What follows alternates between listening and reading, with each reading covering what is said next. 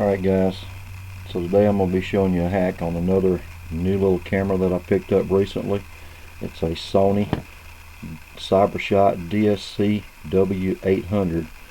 It's a 20.1 megapixel camera, and the reason I bought it actually was because of the feature that it has to do HD video, which is controlled by this button here on the back. But unfortunately, I have not been able to find out how to hack that to actually make it work. It was tough just to figure out the shutter on this little camera, and I'll explain more about that as we get into it. But I think it's going to make a good little trail camera, even though we can use it just for still pictures. The flash seems to be pretty decent. I've done very little testing with it outdoors at night. It's possible that depending on your setting or your surroundings, that you may not need a slave flash with it, but that's just something that you'll have to determine on your own before you put it into a build. Just take it outside and do some testing with it in maybe different settings, different ISOs, things like that, just to see what you think about it. But anyway, it does seem to have a pretty decent flash, not comparable to the S600 of course, but it's pretty good. Another feature that I like about this little camera is the memory in it. You can use different memory cards. You can use the Sony Memory Stick Pro Duos, or you can use just a regular SD card. Now if you're using the Memory Stick Pro Duo, it will have to turn and go in one direction, so it will latch. Or if you're going to use the regular SDHC cards, it would actually face the opposite direction, so it will go in and latch in place. Okay, so that's a nice little feature. It gives you a different option there for your storage on your memory for your pictures. So I'm going to go ahead and remove the battery. If I can get it out of there. Alright, and we'll go from here for the hack. So you'll notice there's two screws on the right hand side that we need to remove. And all of these screws around the perimeter are the same size, so you don't have to worry about keeping those in order. And then there's two on the bottom, one here to the left side of the battery door,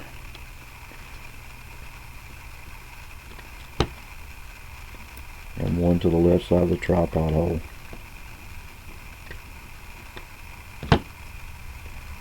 And then there's just one on this left hand side, and it's up toward the top.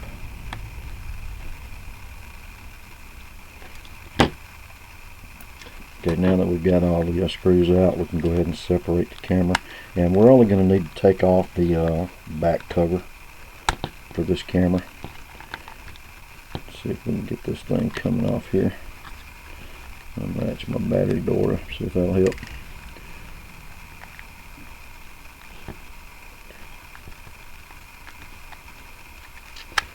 Yeah, it's wanting to be stubborn on me this morning. There we go, got that side. And on this side you have to try to get it over your little AV port, and it's also got a little plastic piece down here in the corner that may want to come out on you. But if we can get it up over the AV port here, there we go. And just rotate it up and take that back cover off. Now at this point, what I'd suggest doing is going ahead and just taping that LCD screen down, because if not, you may want to flop around on your hair for a moment.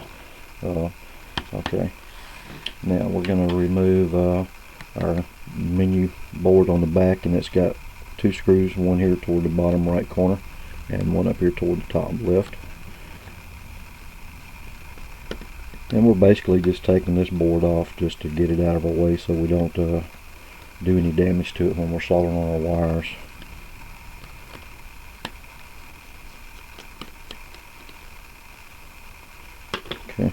and then you can rotate that board over, and there's that little piece of plastic that just fell out in the corner. Let me set that to the side. But just rotate that board over and just gently pull the ribbon and disconnect it from the block up here, so we can set that over out of the way. Alright, and since I'm going to be routing my wires out probably somewhere over in this area, I'm not really sure yet, but more than likely over here toward the tripod hole, I'm going to go ahead and remove the LCD screen. I guess maybe didn't have to really tape it down in place, but you know, better safe than sorry, because you don't want to tear up that ribbon. And lift up the latch here where the ribbon connects into the block.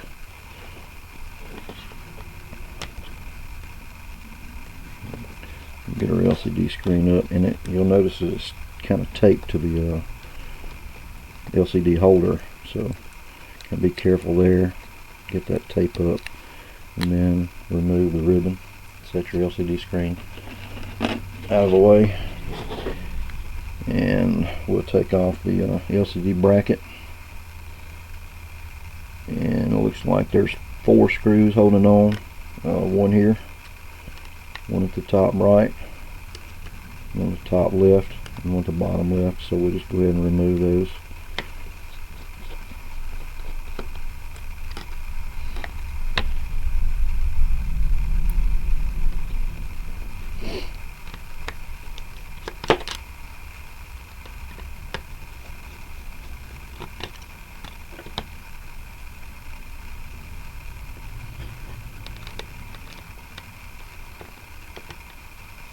So I haven't actually taken this LCD holder off before to know where I'm going to route my wires out, but that's no big deal. We'll figure that out.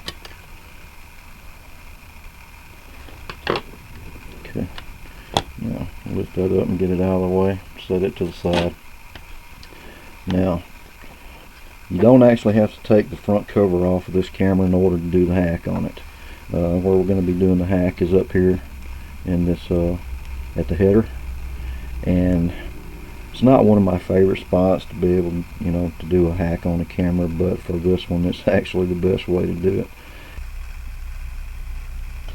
Alright, I've already went ahead and got the camera hacked, and got my wires routed out of the camera, and I'll show you where the hack locations are on this camera.